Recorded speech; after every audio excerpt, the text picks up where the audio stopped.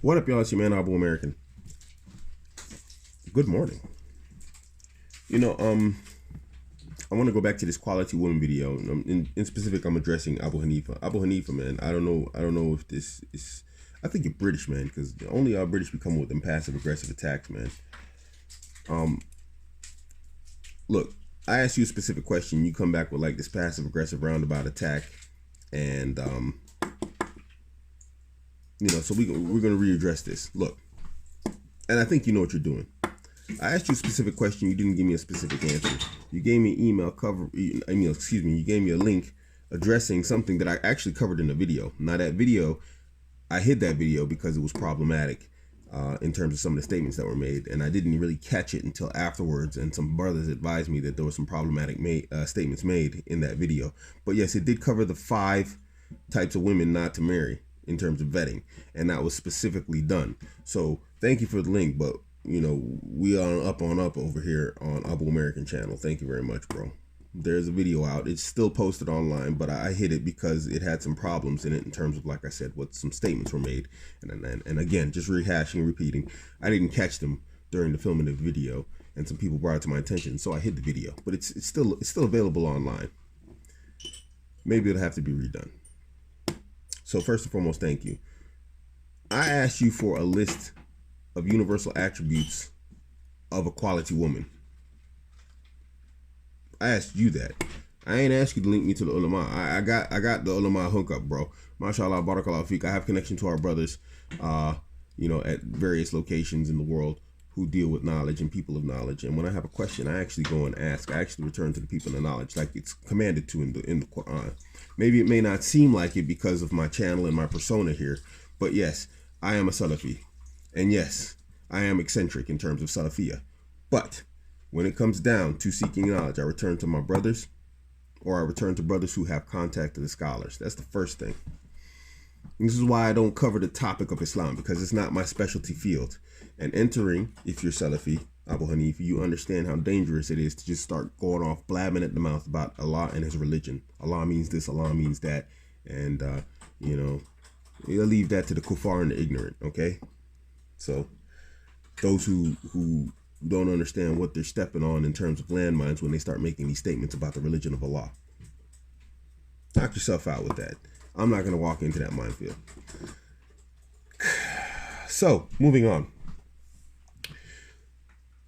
The reason why I asked you this question, and I'm pretty sure you know the answer, or you know where I was going with this question and why you ducked it and came back with a counterattack, is because you understand that when we use the basic vetting principles of the religion of Islam, a lot of sisters who we consider to be undesirables will still slip through. That's because the religion of Islam is an easy religion. It's a religion of the middle path.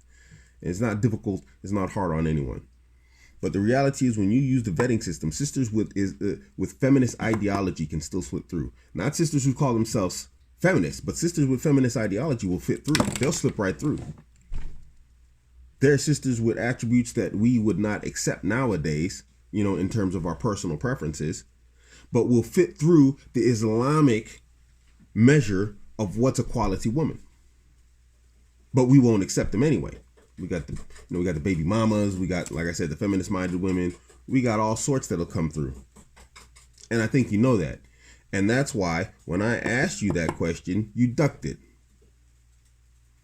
Because just like I do, you would have no choice but to list your personal preferences, which brings me to the point of the last video, that personal preferences have now become the qualitative or quantitative or qualitative use or idea of what a quality woman is, that it's subjective. Because yes, what people consider to be quality women is a list of personal preferences. And if you say otherwise, I find that very impossible. Where are you going to find these guys at, where everybody agrees on, a list of what's the universal qualities of a marriageable woman? We can give, like I said, just between you and I guarantee you, we take the basic principles of the Islamic character of a woman and how she's supposed to be, and we line up these sisters that get through that. I guarantee you that a lot of them sisters you're not going to select in terms of marriage. And there's a lot of sisters on there I'm not going to select in terms of marriage. You know why? Because there's going to be fatties in there.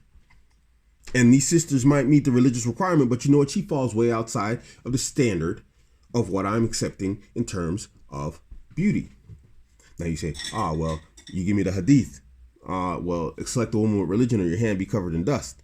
Yes, but I consider being obese to be a negative character attribute also, because that shows low impulse control.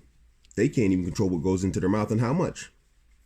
What do you think is going to happen in terms of coming out of her mouth in speech? Do you think she's going to have control with it? I married a big girl. She wasn't fat, but she was a big girl, and she had low impulse control in terms of sugary drinks. And that woman had the tongue of a scorpion, like her tail, the tail of a scorpion. That's how her tongue was. Woman just had a sharp tongue. She couldn't do nothing about it. She couldn't help herself. I'm talking from experience here, but you just, what are you talking about, man?